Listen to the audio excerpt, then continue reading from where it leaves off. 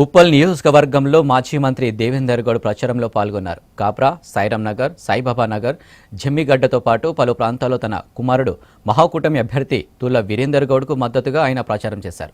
తనను ఆదరించినట్టుగానే తన కుమారుడు వీరేందర్ గౌడ్ను ఆశీర్వదించి సైకిల్ గుర్తుకు ఓటేసి వీరేందర్ గౌడ్ను అత్యధిక మెజారిటీతో గెలిపించాలని కోరారు.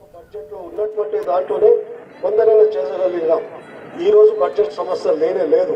ఒక రెస్పాన్సిబుల్ పర్సన్ గా జిల్లా పరిషత్ చైర్మన్ నుంచి 30 సంవత్సరాలు ఢిల్లీ వరకు రాజకీయం చేసిన వ్యక్తిగా చూసినటువంటి ఒక వ్యక్తిగా ఈ పెరగడం మొదలుపెట్టింది ఒక బడ్జెట్. ఆ రోజు ఉన్న బడ్జెట్ 30 కోట్లు అయితే మొత్తం ఆంధ్రప్రదేశ్ అంతా కూడా నేను కూడా కొంత గైడ్ చేస్తూ ఉంటాను. నేను తప్పనిసరిగా ఈసారి ప్రజాకూటమి తరఫున డెమోక్రసీ ప్రజాస్వామ్యం అనేది బతుకుండాలి. ఇప్పుడు ప్రజాస్వామ్యం అనేది లేదు. నేను చాలా నిర్మోహమాటంగా మీకు చెప్పదలుచుకున్నాను.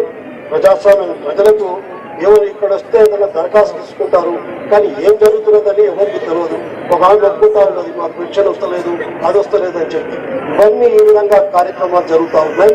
కనుక ఇది పోవాలి, ఆ పోయే విధంగా చేస్తాడని చెప్పి నా కుమారుడికి చేస్తాడని చెప్పి నాకు నమ్మకం ఉంది. ఎన్నికల సభలు మీరు చూసినారు. ఎన్నికలే మీకు కొత్త కాదు. ఎన్నికలప్పుడు వస్తూనే ఉంటారు, ఎలక్షన్ అప్పుడు ఏదేదో చెప్పి మీ ఓటు పుచ్చుకోవడానికి ప్రయత్నం చేస్తూ ఉంటారు.